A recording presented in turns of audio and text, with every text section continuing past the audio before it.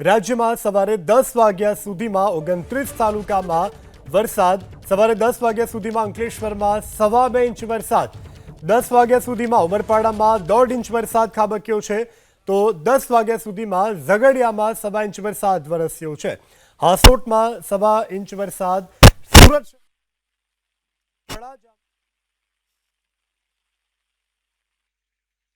વાગ્યા સુધીમાં ભરૂચમાં 1.5 ઇંચ વરસાદ નોંધાયો છે. તો બારડોલીમાં પણ 1.5 ઇંચ વરસાદ ખાબક્યો છે. સવારે 10 વાગ્યા સુધીમાં સોનગઢમાં 1.5 ઇંચ વરસાદ. સવારે 10 વાગ્યા સુધીમાં ડોલવણમાં 1.5 ઇંચ વરસાદ નોંધાયો છે.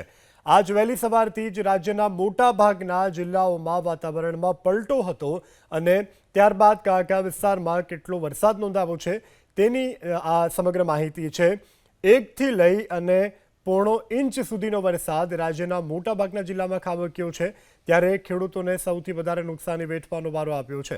અલગ અલગ દ્રશ્યો જોઈ શકાય છે. ભર ચોમાસે જે પ્રકારનો વરસાદી માહોલ હોય તે પ્રકારનો માહોલ અત્યારે ઉનાળામાં જોવા મળી રહ્યો છે. વૈશાખે બારે મેઘખાંગા જેવી સ્થિતિ જોવા મળી રહી છે. ત્યારે અલગ અલગ જગ્યાથી અમે આપને દ્રશ્યો બતાવી રહ્યા છીએ. અનેક એવા ગ્રામ્ય વિસ્તારો કે જ્યાં જાણે ગામમાં નદીનું પૂર આવ્યું હોય તે માફક પાણી અત્યારે વહી રહ્યા છે અને હાલ તો હવામાન વિભાગની આગાહી છે તે આગાહી અન્વયે અત્યારે રાજ્યના વિવિધ વિસ્તારોમાં વધતા ઓછા અંશે વરસાદ નોંધાઈ રહ્યો છે. ત્યારે આ દ્રશ્યો આપ જોઈ રહ્યા છો જે સાવરકુંડલાના છે કે જ્યાં ગ્રામ્ય વિસ્તારમાં નદીની માફક પાણી વહેતા થયા છે. તો ખેડૂતોએ જે મહા મહેનતે મોંઘા મૂલા બિયારણ લઈ અને પોતાના ખેતરમાં વાવેતર કર્યું હતું આ પાક પણ નષ્ટતાને આરે છે. ત્યારે અલગ અલગ દ્રશ્યો અમે આપને બતાવી રહ્યા છીએ. પાણી ભરાવાની સમસ્યા અનેક જગ્યાએ સર્જાય છે જેને કારણે વાહન ચાલકો રાહદારીઓ સ્થાનિકોને ભારે હાલાકીનો સામનો કરવો પડી રહ્યો છે. તો રાજ્યમાં સવારે 10 થી 12 વાગ્યા સુધીમાં 14 તાલુકામાં વરસાદ નોંધાયો છે. સવારે 10 થી 12 વાગ્યા સુધીમાં સાવરકુંડલામાં 1.5 ઇંચ વરસાદ ખાબક્યો છે. સૌથી વધુ સાવરકુંડલામાં અમરેલીનું સાવરકુંડલા કે જ્યાં સૌથી વધારે વરસાદ નોંધાયો છે.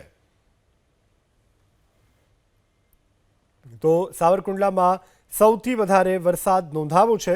હજુ પણ આગામી દિવસો માટે હવામાન વિભાગ દ્વારા કમોસમી વરસાદની આગાહી કરવામાં આવી છે.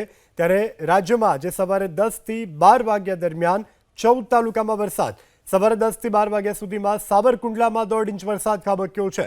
10 થી 12 વાગ્યા સુધીમાં તાલાલામાં 1.25 ઇંચ વરસાદ, જેસરમાં પણ 0.5 ઇંચ વરસાદ અને ધારીમાં 1.5 ઇંચ વરસાદ નોંધાયો છે. તો સવારે 10 થી 12 વાગ્યા સુધીના આ આંકડા છે કે જે સત્તાવાર રીતે જાહેર કરવામાં આવ્યા છે હવામાન વિભાગ દ્વારા. સવારે 10 થી 12 વાગ્યા સુધીમાં સૌથી વધુ સાવરકુંડલામાં 1.5 ઇંચ વરસાદ, ત્યારબાદ 1.25 ઇંચ વરસાદ નોંધાયો છે. તાલાલામાં, જેસરમાં 0.5 ઇંચ વરસાદ નોંધાયો છે અને ધારીમાં 1.5 ઇંચ વરસાદ નોંધાયો છે. તો સાવરકુંડલાના દ્રશ્યોમાં આપણે બતાવી રહ્યા છીએ. સાવરકુંડલાના ગ્રામ્ય વિસ્તારમાં જાણે કે નદીમાં ઘોડાપૂર આવ્યું હોય તે પ્રકારની સ્થિતિનું નિર્માણ ગ્રામ્ય વિસ્તારમાં થયું છે. આ ગ્રામ્ય વિસ્તારનો મુખ્ય બજાર છે. મુખ્ય બજારમાંથી નદીની જેમ પાણી વહેતા થયા છે. તો અનેક જગ્યાઓ પર મહાકાય વૃક્ષો ધરાશાયી થવાની પણ ઘટના બનવા પામી છે. તો ચોમાસા પહેલા ગુજરાત પર ખતરનાક વાવાઝોડાનું સંકટ. હવામાન નિષ્ણાંત અંબાલાલ પટેલે આગાહી કરી છે. આવતીકાલથી 24 તારીખ સુધીમાં વાવાઝોડું ઊભું થશે તેવી આગાહી વ્યક્ત કરી છે હવામાન નિષ્ણાંત અંબાલાલ પટેલે. દક્ષિણ ગુજરાત, મધ્ય ગુજરાત અને સૌરાષ્ટ્રના ભાગોમાં આજથી તેજ પવન ફૂંકાશે. જે પ્રમાણે પવનની ગતિ વધી છે તે જોતા વાવાઝોડું 28મી મેના બદલે 2 દિવસ વહેલું પણ આવી શકે છે. આ વાવાઝોડું બનવાની પ્રક્રિયા આજથી શરૂ થઈ ગઈ છે. 22 થી 24 મેના રોજ વાવાઝોડાના ભાગરૂપે ગુજરાતમાં સાર્વત્રિક વરસાદ પડશે. વાવાઝોડું દક્ષિણ ગુજરાત અને સૌરાષ્ટ્રના દરિયાકાંઠે આવી શકે છે.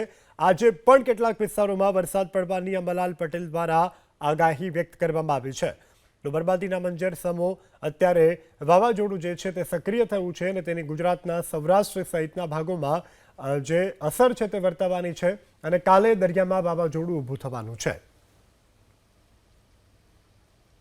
દરિયાઈ પેરામીટરો અને હવાના દબાણ જોતાં સાયક્લોન બનવાની શક્યતા છે અને આ સાયક્લોન લગભગ 22 થી 24 તારીખ સુધીમાં બની જવાની શક્યતા રહે.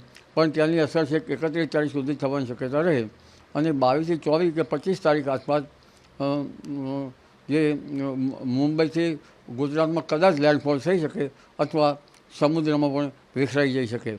એટલે આ વાવાઝોડું જે છે એની ગતિ વધારે છે અને આ વાવાઝોડાના કારણે દરિયો જાણે વલવાતો હોય તેવું જાણે છે. દરિયા ખેડૂતો સાવધ રહેવાની જરૂર છે.